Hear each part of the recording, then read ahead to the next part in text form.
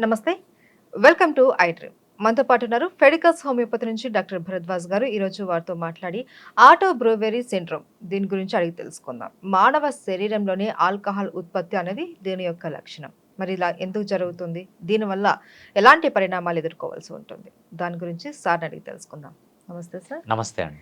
Sir ఏంటి sir కొత్త కొత్త వ్యాధులనాలా వీటిని? లేకపోతే ఏంటో అర్థం కావట్లేదు. మానవ శరీరంలోనే, కడుపులోనే ఆల్కహాల్ ఉత్పత్తి అన్నది మనము ఈ మధ్య విన్నాం. ఇది నిజమే అంటారా? మన లోపలనే ఆల్కహాల్ ఉత్పత్తి అవ్వడం అంటే ఏంటి ఇది? ఒక వ్యాధా? సో, ఇది కొత్త డిసీజ్ గాదండి. హ్మ్. కాకపోతే ఇదొక రేర్ డిసీజ్‌గా ఉండేది పాతకాలంలో. అంటే మనకు ఎప్పుడైతే ఈ మోడర్న్ ఫుడ్ హ్యాబిట్స్ లేవో అప్పుడు ఒక రేర్ డిసీజ్‌గా ఉండేది. హ్మ్. కాకపోతే ఇప్పుడేమైందంటే కామన్‌గా అయింది. ఆన్ టాప్ ఆఫ్ ఇట్ ఏమైంది ఇప్పుడు మనకి యూట్యూబ్‌లు ఇవన్నీ చాట్ జీపీటీలు తర్వాత ఆహ్, గూగుల్‌లో ఎక్కువయ్యేటప్పటికి దీని గురించి అంతా బాగా వస్తుందని బయటకొస్తుందనమాట. అంతే తప్పితే ఇది నార్మల్‌గా ఉన్న డిసీజే. హ్మ్. కాకపోతే పాతకాలంలో రేర్‌గా ఉండేది. బేసిక్‌గా ఆల్కహాల్ అంటే ఏంటి? మనము గుడుంబ అంటారు, హ్మ్. లేకపోతే ఈ వైన్ అంటారు, విస్కీ అంటారు. ఏదన్నా ఎలా తయారు చేస్తారు? సింపుల్ ఒకటే ఫార్ములా. సో, కార్బోహైడ్రేట్ తీసుకుంటారు. హ్మ్. ఒక అనెరోబిక్ కండిషన్‌లో అంటే ఆహ్, మొత్తం క్లోజ్డ్ కండిషన్‌లో దాంట్లో ఈస్ట్ వేస్తారు. కార్బోహైడ్రేట్ పైన ఈస్ట్ యాక్ట్ చేసినప్పుడు ఏమవుతుందంటే 2 పదార్థాలొస్తాయి. ఒకటి ఇథనాల్ అంటాము. ప్లస్ కార్బన్ డయాక్సైడ్ అంటాం. సో, దీనికంతా సింపుల్ మెకానిజం. ఆ మెకానిజం ఏంటంటే కార్బోహైడ్రేట్‌ని తీసుకొని ఒక క్లోజ్డ్ ప్లేస్‌లో వేయడం. దాంట్లో ఈస్ట్ వేసినప్పుడు ఆ ఈస్ట్ అనే బాక్టీరియా కార్బోహైడ్రేట్‌ని ఇథనాల్‌గా కార్బన్ డయాక్సైడ్‌గా కన్వర్ట్ చేస్తుంది. ఈ కార్బన్ డయాక్సైడ్‌ని మనం బయటకి వదిలేస్తాము. ఈ ఇథనాల్‌ని మనము డిఫరెంట్ నేమ్స్ వైను, విస్కీ మనము కల్లు ఇవంటాం హ్మ్. కదా! అవి కూడా అంతే. సో, కల్లెందుకు పొద్దున పూట బాగా తియ్యగా ఉంటుంది. ఈవినింగ్‌కి పుల్లగా అయితుందంటే పుల్లగయిపోతుంది. సేమ్ హ్మ్. అదే. సో, ఈస్ట్ యాక్ట్ చేస్తుంది. ఈస్ట్ యాక్ట్ చేయడానికి టైం పడుతుంది. ఎప్పుడైతే ఈస్ట్ యాక్ట్ చేస్తుందో హ్మ్. కల్లు నురగలాగా వస్తుంది. నురగలాగా వచ్చినదంతా ఏంటి carbon dioxide. Hmm. Carbon dioxide బయటికెళ్ళిపోతుంది. మిగిలిన ఇథనాల్ మిగులుతుందనమాట. దాన్ని తాగుతారనమాట. హ్మ్. సో, ఇది బయట జరిగే ప్రాసెస్ హ్యూమన్ బీయింగ్‌లో జరుగుతుంది. సో, హ్మ్. హ్యూమన్ బీయింగ్‌లో ఏంటి మనం కూడా కార్బోహైడ్రేట్ తింటాం. హ్మ్. మనం తినే ఫుడ్‌లో ఈస్ట్ ఉంటుంది. ఈస్ట్ అనే కాదు కొన్ని బాక్టీరియా కూడా ఉన్నాయన్నమాట. ఆ బాక్టీరియా యాక్ట్ జేయడం వల్ల గూడా ఒక్కొక్కసారి ఏమవుతుందంటే ఇథనాల్, కార్బన్ డయాక్సైడ్ ప్రొడ్యూస్ అయితుంది. హ్మ్. సో, అదే విధంగా మనం ఇప్పుడు తీసుకునే ఫుడ్‌లో ఏం చేంజెస్ ఉన్నాయి? సో, ఎందుకు పాతకాలంలో కొంతమందికే వచ్చేది ఇప్పుడెందుకు ఎక్కువ మందికొస్తుందంటే సింపుల్ రీజన్. పాతకాలంలో మన ఫుడ్ హ్యాబిట్స్ డిఫరెంట్. ఇప్పుడు మన హ్మ్. Food habits different. హ్మ్. పాతకాలంలో మనం ఏం జేసేవాళ్ళము, మంచి ఫైబరస్ ఫుడ్ తీసుకునేవాళ్ళం. ఈ ఫైబరస్ ఫుడ్‌లో ఏమవుతుందంటే హోల్ ఫుడ్ అంటే చికెన్ తిన్నా, ఒక కోడి కోసుకొని తిన్నా, లేకపోతే మటన్ తిన్నా ఏంటంటే హోల్‌గా తినేవాళ్ళం. దాంట్లో ఫ్యాట్ ఉండేది, ప్రోటీన్ ఉండేది, విటమిన్స్, మినరల్స్ అన్నీ ఉంటాయి. హ్మ్. అదే ఆకుకూరలు, కాయగూరలు తీసుకోండి. మనం ఏంటంటే తొక్కు తీసేసి తినేవాళ్ళం. తొక్కుతో పాటు తినేవాళ్ళం. హ్మ్. అదేవిధంగా ప్రాసెస్డ్ ఫుడ్ ఇప్పుడు ఏం చేస్తున్నాం మనము ఆటా అంటున్నాం. ఆటా అంటే ఎంత మెత్తగుంటే మన యాడ్స్ గూడా జూస్తున్నాం. ఆటా హ్మ్. అంటే ఎంత మెత్తగుంటే అంత బాగున్నట్లనమాట. హ్మ్. మెత్తగుంటే ఏంటి? దాని ఫైబర్ అంతా తీసేసి ఉత్త కార్బోహైడ్రేట్ తినడం అనమాట. సో, ఎప్పుడైతే మన ఫుడ్ హ్యాబిట్స్ చేంజ్ అయ్యావో, సో, మనకు బాడీలో ఇంపార్టెంట్ పార్ట్ సో, చాలామంది తెలియని పార్ట్ ఏంటంటే, మన గట్ అంటాం గదా! మన హ్మ్. నోటి నుంచి యానస్ వరకు ఉండే పైపుని ఆల్‌మోస్ట్ 5 మీటర్స్ ఉంటుంది. దాన్ని మనం గట్ అంటామనమాట. హ్మ్. ఈ గట్‌లో బాక్టీరియా ఉంటుంది. దాన్ని మైక్రోబయోమ్ అంటామనమాట.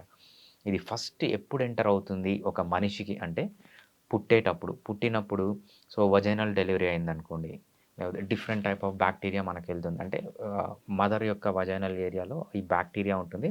ఆ బాక్టీరియా మన గట్‌లోకి ఎంటర్ అవుతుంది. సిజేరియన్ అయిందనుకోండి. సిజేరియన్‌లో ఎవరైతే ఆ సిజేరియన్ చేస్తారో వాళ్ళ చేతుల్లో బాక్టీరియా ఉంటుంది. ఒక నర్సు మనల్ని పుట్టినప్పుడు ఎవరైతే ఎత్తుకుంటారో, లేకపోతే ఎవరైతే మనల్ని దగ్గర తీసుకుంటారో వాళ్ళ నుంచి మనకు ఈ మైక్రోబయోమ్ అనేది స్టార్ట్ అవుతుందనమాట. మనం చేసే ప్రతి ఒక్క పని. సో, నువ్వు ఎక్కడన్నా టూర్‌కెళ్ళావు, లేకపోతే అడవికెళ్ళావు. అక్కడి నుంచి ప్రతి ఒక్కటి మన మైక్రోబయోమ్ వెళ్తూ ఉంటుందనమాట. సో, హ్మ్. డిఫరెంట్ బాక్టీరియా మన లోపలికెళ్తూ ఉంటుంది. సో, ఈ బాక్టీరియా అంతా యూజ్‌ఫుల్ బాక్టీరియా. హ్మ్. సో, నార్మల్‌గా మనం చూస్తే మనకు ఆల్మోస్ట్ ఒక 6 కేజెస్ వరకు ఈ బాక్టీరియానే ఉంటుంది. ఫర్ ఎగ్జాంపుల్ హ్మ్. మన వెయిట్ 50 కేజెస్ అనుకోండి. 50 కేజెస్‌లో ఆల్మోస్ట్ 6 కేజెస్ ఈ బాక్టీరియా ఉంటుంది. హ్మ్. అంత ఇంపార్టెన్స్ అంత థిక్‌గా ఉంటుంది. మన ఎంటైర్ ఇంటెస్టైన్. ఈ బాక్టీరియా అంతా తీసేస్తే మనం ఒక 6 కేజెస్ తగ్గిపోతామనమాట. హ్మ్. సో, అంత క్వాంటిటీలో ఈ బాక్టీరియా ఉంటుంది. ఈ బాక్టీరియా బాగా హెల్తీగా ఉండాలి. హెల్తీగా ఉండాలంటే ఈ బాక్టీరియా ఫుడ్ ఏంటంటే ఫైబర్. హ్మ్. సో, మనం తీసుకునే ఆకుకూరల్లో గానీ, కాయగూరల్లో గానీ, నట్స్‌లో గానీ, లేకపోతే ఫ్రూట్స్‌లో పల్సెస్‌లో గాని. గానీ, ఫ్రూట్స్‌లో గానీ, దేంట్లో ఉన్న మంచి ఫైబర్ ఉందనుకోండి, ఇవి ఆ ఫైబర్‌ని తిని బతుకుతాయన్నమాట. హుహు. ఫైబర్‌ని తిని బతికి హెల్తీగా పెడతాయి మీ గట్‌ని. హ్మ్. ఎప్పుడైతే మీరు హై కార్బోహైడ్రేట్ ఫుడ్ తీసుకోవడము, లో ఫైబరస్ ఫుడ్ తీసుకోవడము, దీనికంతా రీజన్స్ అన్నమాట. కడుపులో ఆల్కహాల్ తయారు కావడానికి. హ్మ్. సో, హై కార్బోహైడ్రేట్ ఫుడ్డు, లో ఫైబరస్ ఫుడ్. అదేవిధంగా కొన్ని యాంటీబయాటిక్స్ అంటే ఏంటి? ఏవన్నా బ్యాక్టీరియాని గాని చంపడం అన్నమాట. సో, మనం ఎప్పుడైతే యాంటీబయాటిక్స్ తీసుకుంటామో, ఏదైనా చిన్న చిన్న వాటికంతా యాంటీబయాటిక్స్ తీసుకుంటామో, అది ఆ పాథోజన్ బ్యాక్టీరియానే గాకుండా గట్‌లో ఉన్న బ్యాక్టీరియాని గూడా చంపేస్తుందన్నమాట. సో, హ్మ్. ఎప్పుడైతే ఇవన్నీ చనిపోతాయో మనకు అక్కడ డైజెషన్ సరిగ్గా కాదు. సో, ఈ ఫైబర్ సరిగ్గా డైజెస్ట్ కాదు. సో, దీనివల్ల అంతా ఏంటంటే అక్కడ ఆల్కహాల్ ప్రొడ్యూస్ అయితుంది. హ్మ్. అదేవిధంగా రేర్‌గా కొన్ని జెనెటిక్ డిజార్డర్స్ కూడా ఉన్నాయన్నమాట. ఆ జెనెటిక్ డిజార్డర్స్‌లో గూడా మనకేమవుతుందంటే ఈ ఆల్కహాల్ అనేది ప్రొడ్యూస్ అవుతుంది బాడీలో. అదేవిధంగా మనకు ఒక ఎంజైమ్ ఉంటుందన్నమాట లివర్‌లో. దాన్ని ఆల్కహాల్ డీహైడ్రోజినేజ్ అంటారు. హ్మ్. కొంతమందికి జెనెటిక్‌గా ఈ ఎంజైమ్ చాలా తక్కువుంటుంది. ఈ ఎంజైమ్ తక్కువుండేటప్పటికి ఏమవుతుందంటే, సో, ఆల్కహాల్ ఎఫెక్ట్ అనేది మామూలుగా ప్రతి ఒక్కరిలో కొద్దిగా ఆల్కహాల్ అనేది ప్రొడ్యూస్ అవుతుంది. హుహు. ప్రతి నార్మల్‌గా ఒక్కళ్ళో. ప్రతి ఒక్కరిలో ఓకే. ప్రొడ్యూస్ అవుతుంది. కొద్దిగా ప్రొడ్యూస్ అవుతుంది. హ్మ్. ఆ ఆల్కహాల్ ఎఫెక్ట్ ఎందుకు చూపియదంటే మనకు ఆల్కహాల్ డీహైడ్రోజినేస్ అసిటాల్డిహైడ్ డీహైడ్రోజినేస్ అని ఒక ఎంజైమ్ ఉంటుందన్నమాట. ఈ హ్మ్. ఎంజైమ్ ఏం చేస్తుందంటే బ్లడ్‌లోకి ఆల్కహాల్ వచ్చిన వెంటనే దాన్ని డీనేచర్ చేసేస్తుంది. అంటే హ్మ్. దాన్ని డివైడ్ చేస్తుంది. అంటే దాన్ని ఇనెఫెక్టివ్‌గా చేస్తుందన్నమాట. సో, ఆ ఎఫెక్టివ్‌గా చేసే ఎంజైమ్ తగ్గిపోయిన వాళ్ళలో వీళ్ళలో కూడా సింప్టమ్స్ ఎక్కువుంటాయి. హ్మ్. సో, ఈ ఆటో బ్రూవరీ సిండ్రోమ్ ఉన్న వాళ్ళకేంటంటే నార్మల్‌గా మనం ఆల్కహాల్ తీసుకుంటే ఎట్లాంటి సింప్టమ్స్ వస్తాయో సేమ్ సింప్టమ్స్ అంటే రిఫ్లెక్సెస్ తగ్గిపోవడము, మత్తు రావడము, బ్యాలెన్స్ పోవడము ఇవన్నీ మనము కామన్‌గా ఈ డిసీజ్‌లో చూస్తూ ఉంటామన్నమాట. హ్మ్. బేసిక్‌గా పాతకాలంలో రేర్‌గా ఉండేది. ఓన్లీ జెనెటికల్ కాజెస్ వల్ల ఉండేది. కానీ ఈ కాలంలో ఏమైందంటే హై కార్బోహైడ్రేట్ ఫుడ్ తీసుకోవడం వల్ల, లో ఫైబరస్ ఫుడ్ తీసుకోవడం వల్ల, యాంటీబయాటిక్స్ గాని, సర్టెన్ మెడికేషన్స్ వాడడం వల్ల, అదేవిధంగా ఆహ్, స్ట్రెస్‌లో ఎక్కువ ఉండడం వల్ల, ఎక్సర్సైజ్ సరిగ్గా లేకపోవడం వల్ల, మన మైక్రోబయోమ్ అనేది దెబ్బతిని దానివల్ల ఆల్కహాల్ అనేది ప్రొడ్యూస్ అవుతుంది. మన బాడీలో ఈ ఆల్కహాల్ ప్రొడ్యూస్ అవుతుంది అనేసి అన్నారు. కొంతమంది ఏంటంటే ఏమవుతాదిలే అనేసి అనుకుంటారు. మీరు హ్మ్. చెప్పిన లక్షణాలు గూడా ఏంటంటే పెద్ద కాంప్లికేషన్ రైట్. ఉన్నట్టు ఏమి అనిపించదు. But right. ఇది నిజంగా కాంప్లికేషన్ లేకుండానే ఉంటాయా? ఏమన్నా ఉంటాయా దీంతో? ఈ ప్రాబ్లమ్ అనేది ఇదొక సింప్టమ్ అంతే.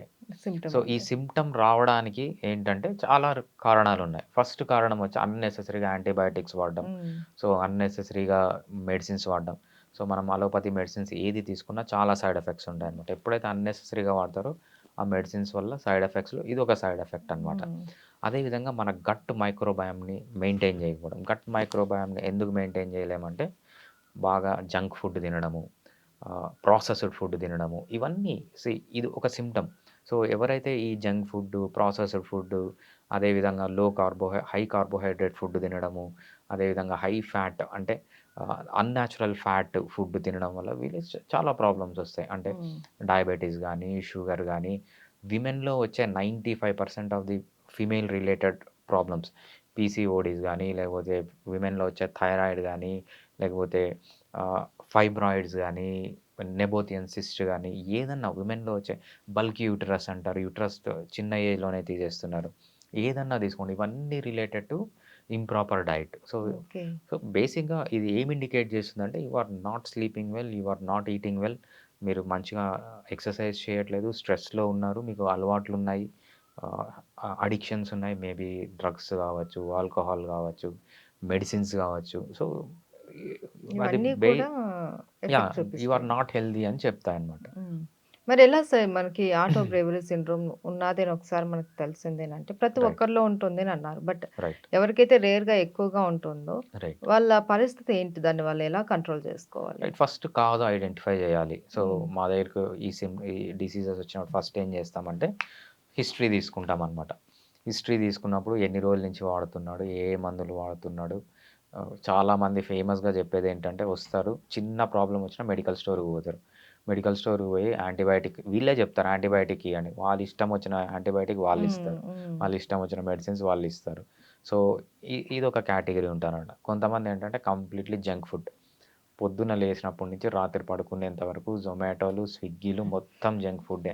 ఇంకా కూల్ డ్రింక్లు, ఐస్ క్రీమ్‌లు దీనిపైనే బతుకుతారనమాట. సో, వాళ్ళొక కేటగిరీ ఉంటారు. ఇంకొకరేంటంటే నిద్రపోరసలు.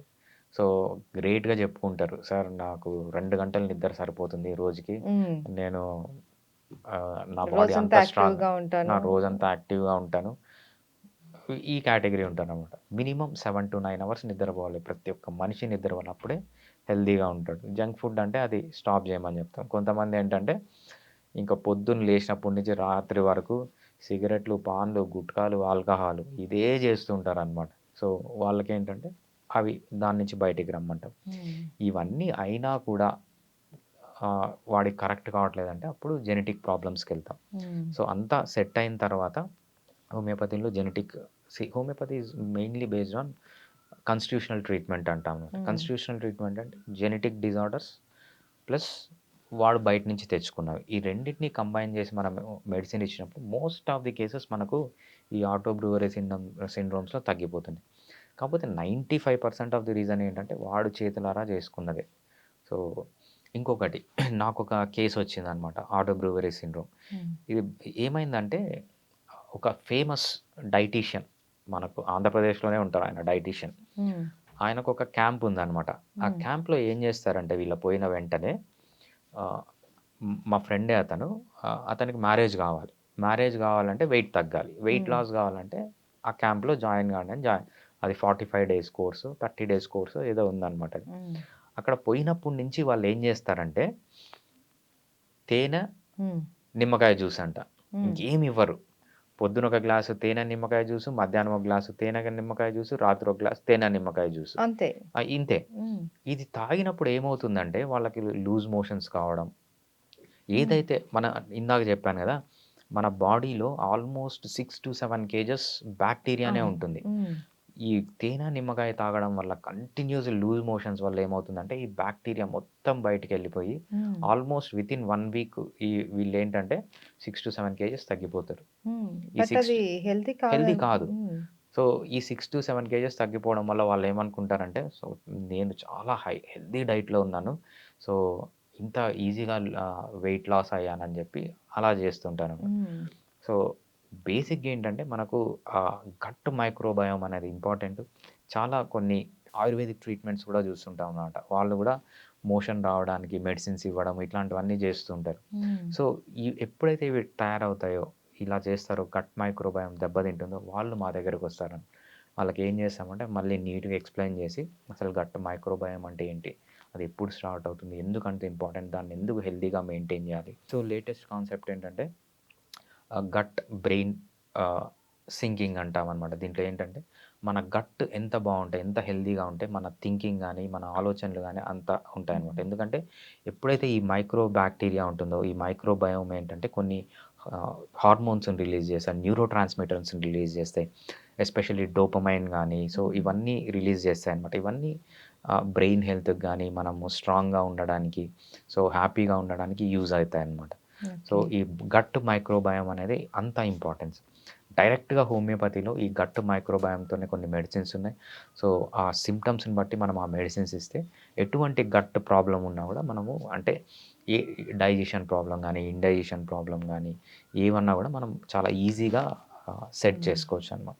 ఓకే. సో, ఈ ఆటో బ్రేవరీ సిండ్రోమ్‌కి మన గట్ హెల్తీ అన్నది రైట్. చాలా ఇంపార్టెంట్. రైట్. దాన్ని మనం ఎంత హెల్తీగా ఉంచుకున్నామో, ఈ సిండ్రోమ్‌కి మనం అంత దూరంగా ఉండొచ్చు. రైట్. సో, కామన్‌గా మనకు ఆల్కహాల్ ఉత్పత్తి అని ప్రతి ఒక్కళ్ళలో ఉంటుంది. బట్ దానికంటూ ఒక లెవెల్ అయితే ఉంటుంది. రైట్. సో, అది దాటకుండా ఉండాలి. అంతే కదండీ! Right. Right. Okay. Thank you so much thanks sir. అండి.